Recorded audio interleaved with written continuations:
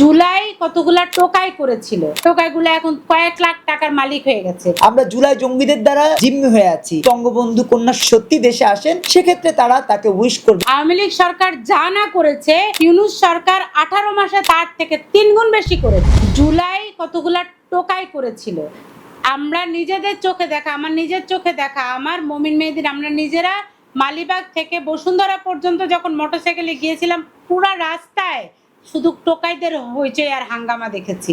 এরা রাস্তাঘাট ব্যারিকেড দিয়ে আর লাঠি নিয়ে মাথার মধ্যে একটা রিবনের মতো বেঁধে তারা হইচই করতো। কেউ যদি সামনে দিয়ে মোটরসাইকেল যাইতো তখন তাদেরকে আটকাতো। আর সাংবাদিক দেখে এরা আমাদের মোটরসাইকেল থেকে বাড়ি মেরে ভেঙে ফেলেছিল।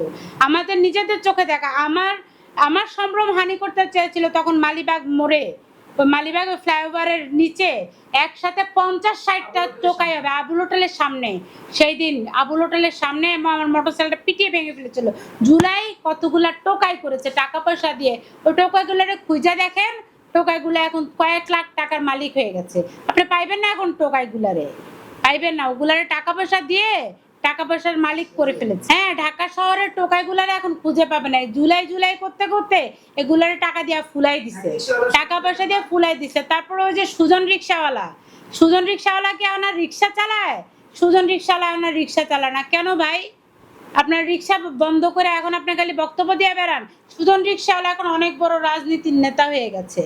কই পায় টাকা? তার পেট চলতে হয় না, কোথায় পায় টাকা? এখন সে কয়েক লাখ টাকার মালিক হয়ে গেছে। জুলাই একটা চেতনা, জুলাই দালালগুলা চেতনা বিক্রি করে ফুলে ফেপে মোটা হয়ে গেছে। সরকারি গেজেট থেকে 53 জনের নাম বাদ পড়েছে, ভুয়া শহীদ। আরো খুঁচায় বের করলে ভুয়া। আমি তো বলতে চাই যে 36 জনের নাম সবই ভুয়া। 2-1টা চিপা চাপা দেওয়া বাইরে হতে পারে যে হয়তো গুটি গুটি পা করে গেছিল, গুলি খেয়ে মরে গেছে, কিন্তু রাবার বুলেটে কেউ মরে? ওদেরকে কি শহীদ কি বলা যায়? কিবা শুনেন, জুলাই যুদ্ধ যে বলে এটাই বড় অপরাধ। যুদ্ধ বলতে কি বুঝায়? আপনি যুদ্ধ বলতে কি বুঝেন?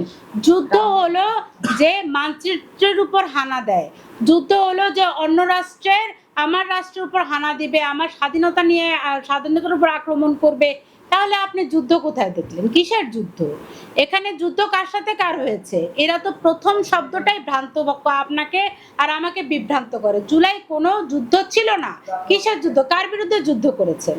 এটা আপনারা যদি বলতে পারেন যে কতগুলা লাফালাফি লম্পজম্প, পোলাপানের লম্পজম্প ছিল, তাই না? অতএব এটাকে যুদ্ধ বলা যাবে না। আর যারা লাফালাফি করেছে এরা হলো জঙ্গি। টাকার বিনিময়ে এরা বেহাল্লাপনা করেছে এবং জঙ্গিগিরি করেছে। এরা জঙ্গি, জুলাই দালাল। আমি বলি জুলাই দালাল। জুলাই একটা দোকান। 1 ঘন্টা টাকা না দিলে কেউ দাঁড়িয়ে থাকে না। কারণ মানুষের তো এখন দিন আনতে পান্তা ফুরায়, নুন আনতে পান্তা ফুরায়। আপনি মানুষকে যদি শুধু শুধু বলেন সে দাঁড়িয়ে থাকবে না, তার রুটি রুজি আছে, তার জীবন জীবিকা আছে, তাহলে কি আপনি মনে করেন 36টা দিন ছেলেমেয়েরা কিছু পায়নি? কিছু না পাওয়ার বিনিময়ে এভাবে চিত হয়ে কাত হয়ে আপনার জীবন দিয়ে দিল? প্রশ্নই উঠে না।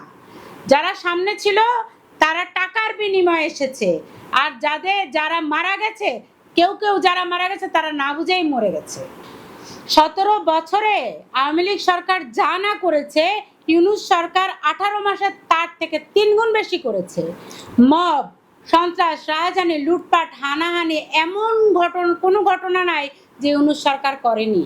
আমার দেশ নিরাপত্তাহীনতায় রেখেছে। এবং এই ইউনূসের কারণে যেই শয়তান বোতলের ভিতরে ছিল, সেই জামাত ইসলাম বোতলের ছিপি খুলে বের হয়ে গিয়েছে। এই ছিপি খোলা জামাত ইসলাম এবং তার দাড়িওয়ালা টুপিওয়ালা তথাকথিত কতগুলা ইসলাম বিক্রেতা দলবল, হ্যাঁ, ওয়াজ মাহফিলকারী, এরা আমাদের ঘাড়ের উপরে চেপে আমাদের ঘাড় ধরে মটকে দেওয়ার চেষ্টা করছে। কিন্তু দেশের জনগণ, 9 মাস যুদ্ধ করা জনগণ, আমরা ভাই কাউকে চিনি না, আমরা শুধু শান্তিটাকে চিনি। ফ্যাসিস্ট তো দরকার নাই, তবে বাংলাদেশের স্বাধীনতা, স্বাধিকার, সার্বভৌমত্বের প্রয়োজনে বঙ্গবন্ধু কন্যা যদি আসেন, সেক্ষেত্রে জনগণের একটা বড় অংশ, অর্থাৎ যেই 6 কোটি মানুষ ভোট দিতে যায়নি এবং যেই 2,28,00,000 মানুষ না ভোট দিয়েছে, প্রায় 9 কোটি মানুষ সত্যিকার অর্থেই যদি চিন্তা করে বঙ্গবন্ধু কন্যাকে তাদের প্রয়োজন। কারণ আমরা দেখেছি যুদ্ধাপরাধীর দ্বারা আমরা জিম্মি হয়ে আছি, আমরা জুলাই জঙ্গিদের দ্বারা জিম্মি হয়ে আছি, আমরা হাসনাতদের মতো বঙ্গবন্ধু বন্দনা করে ক্ষমতায় আসবার চেষ্টায় যারা ব্যস্ত তাদের দ্বারা জিম্মি হয়ে আছি। আমরা বঙ্গবন্ধুকে নিয়ে যারা কলাম লিখেছে সেই সব হাসনাত, নাহিদ, এই টাইপের অথর্ব কুলাঙ্গারদের দ্বারা জিম্মি হয়ে আছি। এমত অবস্থায় বাংলাদেশের মানুষ সত্যিকার অর্থেই শেখ হাসিনা যে বক্তব্য দিয়েছে সে বক্তব্যের অপেক্ষায় নাই, তারা অপেক্ষায় আছে যদি বঙ্গবন্ধু কন্যা সত্যি দেশে আসেন সেক্ষেত্রে তারা তাকে উইশ করবে। এই কারণে উইশ করবে যে মন্দের ভালোর জায়গা থেকে উত্তরণটা তাদের ঘটবে এবং সত্যিকার অর্থেই রুটি রুজি জীবন জীবিকার একটা নিশ্চয়তা, নিরাপত্তা আসবে। এগুলা কারা করে একটু যদি একটু গভীরভাবে চিন্তা করেন, এগুলা তারাই করে।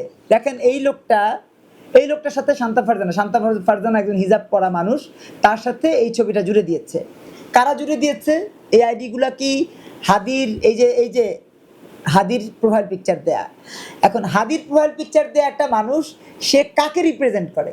হাদিকে রিপ্রেজেন্ট করে নিঃসন্দেহে, ইসলামকে রিপ্রেজেন্ট করে নিঃসন্দেহে, জামাত ইসলামকে রিপ্রেজেন্ট করে নিঃসন্দেহে।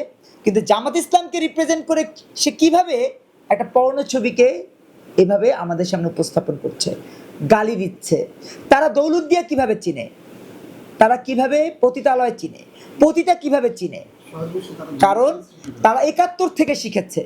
৭১-এ যুদ্ধাপরাধী জামাত শিবির যেভাবে আমাদের মায়েদেরকে বোনেদেরকে পতিতার মতো করে ব্যবহার করেছে, ২ লক্ষ মা বোনের সম্ভ্রম নিয়ে ছিনিমিনি খেলেছে, ঠিক তেমনিভাবে তারা ৫ই আগস্ট পরবর্তী সময় থেকে গত ২২ মাসে একই মুভমেন্ট করছে।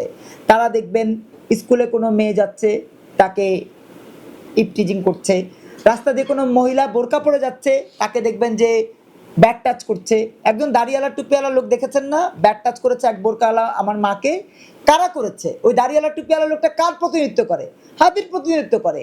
এখন স্বাধীনতার ৫৫ বছর পরে এসেও তারা কিন্তু ৭১-এর যে গ্লানি, পরাজয়ের গ্লানি, সেটা মুছতে পারেনি, সেটা ভুলতে পারেনি। ওটা না ভুলবার কারণে সেটাকে তারা নতুন করে প্রমোট করছে, হাদিদের মাধ্যমে নতুন করে প্রমোট করছে, নাহিদদের মাধ্যমে নতুন করে প্রমোট করছে, হানজালাদের মাধ্যমে নতুন করে প্রমোট করছে, ডাক্তার শফিকদের মাধ্যমে নতুন করে প্রমোট করছে, মামুনুলদের মাধ্যমে নতুন করে প্রমোট করছে বাংলাদেশ বিরোধী যুদ্ধাপরাধী সমর্থক এবং তাদের গোষ্ঠীর মাধ্যমে।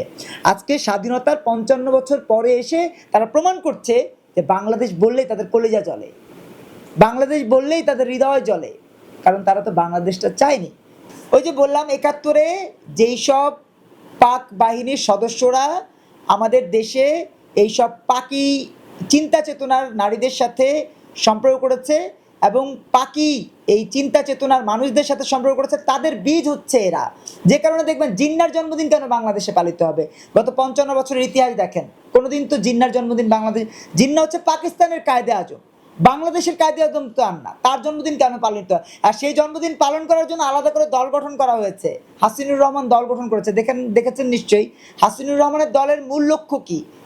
বাংলাদেশের বাংলা ভাষাকে ইগনোর করে উর্দুকে রাষ্ট্রভাষা করবার, আরবিক জায়গাকে দ্বিতীয় রাষ্ট্রভাষা করবার, তৃতীয় রাষ্ট্রভাষা করবে পাকিস্তান ইংলিশকে, আর চতুর্থ রাষ্ট্রভাষা করবে বাংলাকে। অর্থাৎ সালাম বরকত রফিক যে রক্ত দিয়েছে সে রক্তের বিনিময়ে তারা ভুলে যেতে চায় এবং সত্যিকার অর্থেই তারা পাকি বীজ হিসেবেই নিজেদেরকে প্রমাণ করবার জন্য এখনো ওতপ্রোতভাবে কাজ করে যাচ্ছে।